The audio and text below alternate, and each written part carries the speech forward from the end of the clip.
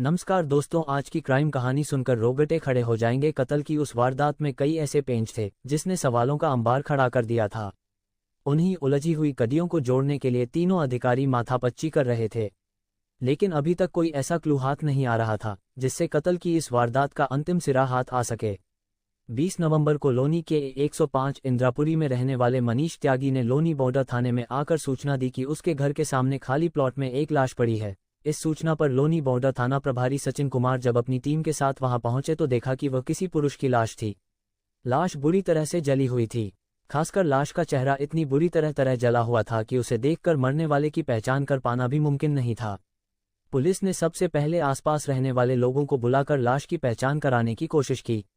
लोगों से ये भी पूछा गया कि किसी घर से कोई लापता तो नहीं है। लोगों ने लाश के कपड़ों व कदकाठी से उसकी पहचान करने की कोशिश की, मगर पुलिस को इस काम में कोई सफलता नहीं मिली। लाश की सूचना मिलने पर लोनी क्षेत्र के सीओ रजनीश कुमार उपाध्याय और एसपी देहात ईरा राजा भी घटनास्थल पर पहुंच चुके थे। सभी ने एक खास बात नोट की थी कि हत्यारे ने लाश के चेहरे व ऊपरी भाग को ही जलाने का प्रयास किया था। धड़ से नीचे का हिस्सा व उस पर पहने हुए कपड़े से ही सलामत थे। लाश को पोस्टमार्टम के लिए भेजने से पहले पुलिस ने जब उसके पहने हुए कपड़ों की तलाशी ली तो आश्चर्यजनक रूप से उसमें से 150 रुपये तथा एक आधार कार्ड बरामद हुआ। आधार कार्ड मिलने के बाद पुलिस वालों की आंखें चमक उठीं। मृतक की जेब से जो आधार कार्ड मिला था उसके मुताबिक मृतक 40 वर्षीय सुदेश कुमार पुत्र रामपाल था, जिसके निवास का पता मकान नंबर 331, गली नंबर 4, फेस 4, शिव विहार, करावल नगर, पूर्वी दिल्ली था। एसपी देहात के आदेश पर एसएसआई प्रदीप शर्मा के नेतृत्व में पुलिस की एक टीम को उत्तर पूर्वी दिल्ली के करावल नगर में उक्त पते पर भेजा। पुलिस को वहां सुदेश की पत्नी अनुपमा मिली। पुलिस ने जब अनुपमा से उसके पति के बारे में पूछताछ की तो उसने बताया कि उसके पति एक दिन पहले किसी काम से बाहर गए हैं और अब तक लौटकर नहीं आए। आशंकित अनुपमा ने जब पुलिस से इस पूछताछ का कारण जानना चाहा तो पुलिस को बताना पड़ा कि उन्हें लोनी बॉर्डर के इंद्रापुरी इलाके में एक जली हुई लाश मिली है, जिसकी जेब में वह आधार कार्ड मिला है, जिसकी वजह से वो उनके घर पहुंची है। और हाँ, लाश उन्हीं की होगी क्योंकि वो आधार कार्ड हमेशा अपनी जेब में रखते थे। कहते हुए अनुपमा ठीक उसी तरह दहाड़े मारकर रोने लगी, आमतौर पर जैसे एक औरत अपने पति की मौत के बाद विलाप करती है। देखिए, आप रोना बंद कीजिए क्योंकि मरने वाले की जेब से जो आधार कार्ड मिला है वह आपके पति का है, इसलिए पहले आप लाश की पहचान कर दीजिए। हो सकता है जो शव मिला है वह आपके पति का ना हो। कहते हुए दिलासा देकर एसएसआई प्रदीप शर्मा अनुपमा व उसके बेटे को अपने साथ ले गए। तब तक थाना प्रभारी सचिन कुमार, एसपी देहात डा ईरा राजा व सीओ उपाध्याय के कहने पर शव का पंचनामा तैयार कर उसे पोस्टमार्टम के लिए भिजवा दिया था। एसएसआई प्रदीप शर्मा अनुपमा व उसके बेटे को लेकर वहीं पहुंच गए। उन्होंने जब अनुपमा को जली हुई अवस्था में मिला शव दिखाया तो अनुपमा का विलाप और भी बढ़ गया, क्योंकि उसने शव देखते ही हृदयविदारक ढंग से रोना शुरू कर दिया था। अब जबकि लाश की पहचान सुदेश कुमार के रूप में हो चुकी थी और उसकी पत्नी ने ही पहचान की थी, इसलिए पुलिस ने शव पोस्टमार्टम के लिए डॉक्टरों के सुपुर्द कर दिया। उसी दिन शव का पोस्टमार्टम हो गया और पुलिस ने सुदेश का शव उसकी पत्नी अनुपमा के सुपुर्द कर दिया। अनुपमा ने उसी शाम अपने परिजनों व जान पहचान वालों की मौजूदगी में शव का अंतिम संस्कार भी कर दिया। सवाल था कि सुदेश की हत्या क्यों और किसने की है और शव को इतनी दूर ले जाकर ठिकाने लगाने व उसकी पहचान मिटाने का काम किसने किया है। इस गुत्थी को सुलझाने के लिए गहन जांच पड़ताल की जरूरत थी, इसलिए डा ईरा राजा ने सीओ रजनीश कुमार उपाध्याय के नेतृत्व में एक टीम गठित कर दी। पुलिस ने जांच पड़ताल शुरू कर दी थी। इसके लिए सबसे पहले पुलिस टीम ने सुदेश कुमार की जन्म कुंडली खंगालनी शुरू की, क्योंकि आमतौर पर जब कातिल गुमनाम हो तो कत्ल का सुराग मरने वाले की जन्म कुंडली में ही छिपा होता है। पुलिस की टीम ने सुदेश कुमार की पत्नी, उसके बेटे व आसपड़ोस के लोगों से जाकर पूछताछ शुरू की तो चौंकाने वाली जानकारी सामने आए। दरअसल जिस सुदेश के कातिल को पुलिस तलाश कर रही थी उसके बारे में जानकारी मिली कि वो तो खुद एक कातिल है और इस समय पैरोल पर है। दरअसल अपने घर में ही परचून की दुकान चलाने वाले सुदेश के परिवार में पत्नी अनुपमा के अलावा 2 बच्चे थे, 17 साल का बड़ा बेटा सुनील और 13 साल की एक बेटी वंशिका। लेकिन बेटी इलाके के खराब माहौल के कारण गंदी सोबत का शिकार हो गई और कम उम्र में ही उसके इलाके के किशोर लड़कों से प्रेम संबंध बन गए। सुदेश व उसकी पत्नी ने बेटी को कई बार डांट फटकार कर उसे समझाना चाहा, लेकिन उस पर कोई असर नहीं हुआ। एक दिन ऐसा हुआ कि सुदेश की बेटी इलाके के एक युवक के साथ घर से भाग गई। इसके कारण इलाके में उनकी बहुत बदनामी हुई। काफी भागदौड़ के बाद बेटी घर तो वापस आ गई, लेकिन अपमान का घूंट सुदेश से पिया नहीं गया। उसने इस घटना के बाद मार्च 2018 में वंशिका की हत्या कर उसके शव को मंडोला में आवास विकास कॉलोनी के पास खाली जमीन में फेंक दिया। इसके बाद उसने करावल नगर थाने में बेटी की गुमशुदगी की भादवी की धारा 363 के तहत मुकदमा दर्ज करा दिया। बाद में वंशिका का शव बरामद होने के बाद पुलिस ने जांच पड़ताल के बाद सुदेश को अपनी बेटी की हत्या के आरोप में जेल भेज दिया था। तभी से सुदेश मंडोली जेल में बंद था। लेकिन 2021 को कोरोना की दूसरी लहर में जब सरकार ने विचाराधीन कैदियों को पैरोल पर छोड़ने का फैसला किया तो 21 मई को सुदेश को भी अंतरिम जमानत पर रिहा कर दिया गया था। उसी वक्त से सुदेश अपने बच्चों के बीच था। 21 नवंबर को सुदेश की पैरोल अवधि खत्म हो गई थी। वह जेल में पेश होने के लिए गया, मगर वहां किसी कानूनी अड़चन के कारण उसे जेल में नहीं लिया गया और उसे 22 दिसंबर 2021 दूसरी डेट पर जेल में पेश होने के लिए कहा गया। लेकिन इसी बीच किसी ने बेदर्दी से सुदेश की हत्या कर दी। ऐसा कौन था जिससे सुदेश की ऐसी दुश्मनी थी कि वह उसकी इतनी बेदर्दी के साथ हत्या कर देगा? ये सब जानने के लिए पुलिस ने सुदेश की पत्नी व उसके जान पहचान वालों से खूब कुरेद कर पूछताछ की, मगर सुदेश की हत्या का कारण व उसके कातिल का कोई सुराग नहीं मिल सका। पुलिस को न तो किसी से सुदेश की दुश्मनी का सुराग मिल रहा था, न ही किसी से लेन देन के विवाद की खबर मिल रही थी।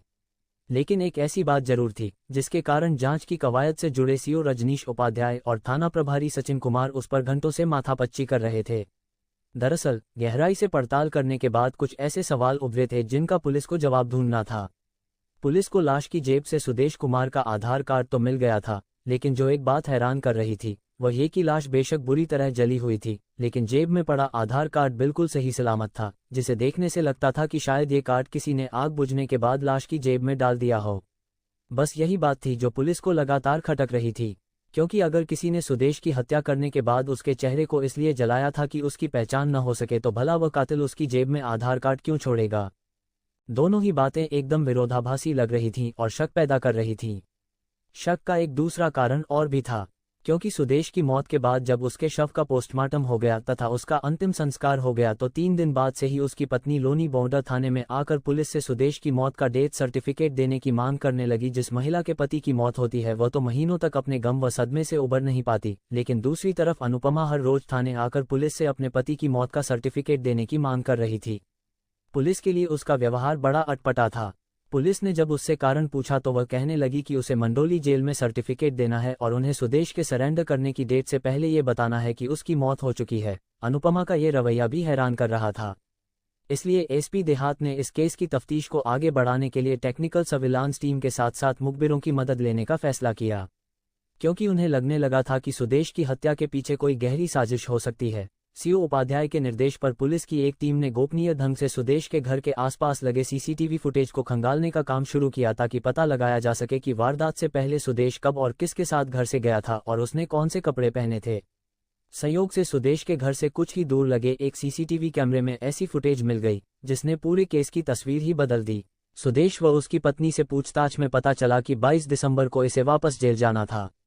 जब वह जेल में था तो उसे साथी कैदियों ने बताया था कि जिस तरीके के सबूत उसके खिलाफ हैं उसके मुताबिक उसे सजा मिलनी तय थी और कम से कम उसे उम्र कैद की सजा मिलेगी। जब 21 नवंबर को उसे जेल में नहीं लिया गया तो उसने सोचा कि शायद ऊपर वाला भी नहीं चाहता कि वह जेल जाए। इसके बाद से ही उसने इस बात पर दिमाग लगाना शुरू कर दिया कि कैसे जेल जाने से बचा जाए। कई दिन तक खूब दिमाग लगाया, लेकिन कोई तरकीब नहीं सूझी। अचानक एक दिन टीवी पर एक फिल्म देखकर आइडिया मिल गया जिसमें जेल से भागे एक कैदी ने किसी आदमी की हत्या कर उसे अपने कपड़े पहनाकर उसके चेहरे को जला दिया और पुलिस ने मान लिया कि कैदी मारा गया है। यह आइडिया आते ही सुदेश ने दिमाग लगाना शुरू कर दिया कि वह खुद को इसी तरह जेल जाने से बचा सकता है। सुदेश ने जब अपनी पत्नी को दिल की बात बताई तो थोड़ी नानुकुर के बाद अनुपमा को भी यह बात पसंद आ गई। वैसे भी कौन पत्नी नहीं चाहेगी कि उसका पति जेल जाने से बच जाए। काफी विचार विमर्श के बाद सुदेश व अनुपमा ने इस काम के लिए एक मजदूर का इंतजाम करने के लिए अपनी छत को ठीक कराने का बहाना बनाया। इसके लिए सुदेश 18 नवंबर 2021 को लेबर चौक गया और अपनी कदकाठी के एक मजदूर, जिसका नाम दोमन रविदास था और वह बिहार के गया जिले के अतरी का रहने वाला था, 18 नवंबर को सुदेश ने पहले दिन अपनी छत की स्लैब डलवाई। मजदूर रविदास के कपड़े काफी पुराने व फटी हालत में थे, लिहाजा सुदेश ने उसे अपना ट्रैक सूट पहनने के लिए दे दिया जिसकी जर्सी कॉफी कलर की थी और लोअर नीले रंग का था। अगले दिन भी काम होना था, इसलिए सुदेश ने रविदास को अगले दिन फिर आने के लिए कहा। 19 नवंबर को दोमन रविदास उसी के कपड़े पहनकर फिर काम पर आया। शाम होते होते जब काम खत्म हो गया तो शाम को दारू पार्टी के बहाने रोक लिया। दोनों ने शराब पीनी शुरू कर दी। इस दौरान सुदेश खुद कम शराब पीता रहा, जबकि उसने रविदास को बड़े बड़े पैग पिलाने शुरू कर दिए। रात करीब 9 बजे रविदास को खूब नशा हो गया। इस दौरान सुदेश और अनुपमा ने पहले ही तय कर लिया था कि उन्हें क्या करना है। इस दौरान उन्होंने चारपाई के पाए से रविदास के सिर पर ताबड़तोड़ वार कर हत्या कर दी। ये बात बेटे सुनील को पता नहीं चले, इसलिए उसने सुनील को अपनी परचून की दुकान पर बैठने के लिए भेज दिया था। सुदेश ने पहले ही तय कर लिया था कि वे रविदास की हत्या कर उसे सुदेश के रूप में अपनी पहचान देगा। इसीलिए एक दिन पहले उसने अपना ट्रैकसूट रविदास को पहनने के लिए दिया था, खुद को वह दुनिया की निगाहों में मुर्दा करार दे सके। इसके लिए भी उसने पूरी प्लानिंग कर ली थी। सुदेश व अनुपमा को जब इत्मीनान हो गया कि रविदास की मौत हो चुकी है तो कमरे को पानी से साफ कर उसके शव को पहले एक पन्नी में लपेटा। रात को करीब 11 बजे जब इलाके में सन्नाटा पसर गया और उसका बेटा भी सो गया तो सुदेश बोरे में भरे रविदास के शव को साइकिल पर रखकर लोनी बोंडा थाना क्षेत्र की इंदिरापुरी कॉलोनी में खाली प्लॉट में ले गया। वहां शव को बोरी से निकालकर उसके चेहरे और शरीर के ऊपरी हिस्से पर अखबार के कागज व टाट की बोरी रखकर जला दिया ताकि शव की पहचान न हो सके। शव की पहचान सुदेश के रूप में कराने के लिए उसने अपना आधार कार्ड रविदास की जेब में रख दिया था। पहले से तय योजना के मुताबिक सुदेश अपने घर गया और पत्नी को आकर बताया कि जब पुलिस उससे रविदास के शव की शिनाख्त कराए तो वह उसकी पहचान कर ले। सुदेश की पूरी प्लानिंग थी कि वह रविदास को सुदेश साबित कर दे, इसलिए पत्नी के साथ बनी योजना के तहत वह इसके बाद चोरी छिपे देर रात में ही घर आता और इसके अलावा इधर उधर छिपकर अपना वक्त बिताता था। 10 दिसंबर को सुदेश ने अपनी पत्नी को फोन करके कहा कि वह रात को घर आएगा, घर की लाइट जलाकर रखना। यदि सब कुछ ठीक हो तो गेट पर सफेद कपड़ा डाल देना। ये बात पुलिस ने सर्विलांस के दौरान सुन ली और पुलिस पहले से आरोपी की तलाश में उसके घर पहुंच गई और लाइट जलाकर गेट पर सफेद कपड़ा डाल दिया। सुदेश के पहुंचते ही पुलिस ने आरोपी व उसकी पत्नी को दबोच लिया। पूछताछ में सुदेश ने बताया कि जेल और सजा से बचने के लिए उसने खौफनाक घटना को अंजाम दिया था। जेल जाने से बचने के लिए उसने अपनी पत्नी के साथ मिलकर यह साजिश रची थी, लेकिन उसने पहली भूल ये कर दी कि काफी प्रयास के बाद भी अपने ही कदकाठी के मजदूर को नहीं तलाश सका था। सुदेश और अनुपमा की साजिश ये थी कि इस साजिश के पूरा होने पर वे दिल्ली छोड़कर चले जाएंगे, लेकिन आखिरकार उसके बिना जले आधार कार्ड, सीसीटीवी कैमरे की तस्वीरों और दूसरे सबूतों ने उसकी खौफनाक साजिश का खुलासा कर दिया। इस दौरान पुलिस ने करावल नगर थाने और मंडोली जेल से रिकॉर्ड निकलवाकर पता कर लिया था कि सुदेश की हाइट 5 फुट 6 इंच है, जबकि इंदिरापुरी इलाके में जो शव मिला था उसकी हाइट 5 फुट 3 इंच थी, यानी 3 इंच कम। इसी के बाद पुलिस ने सुदेश के घर की निगरानी शुरू की। उसकी पत्नी के फोन को सर्विलांस पर लगाया और वह पुलिस की गिरफ्त में आ गया।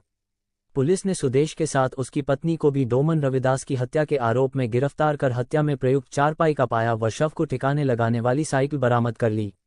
सुदेश व अनुपमा की गिरफ्तारी के बाद मुकदमे में भादवी की धारा 201 और 419 और 420 व 120 जोड़कर उन्हें अदालत में पेश कर दिया, जहां से दोनों को जेल भेज दिया गया।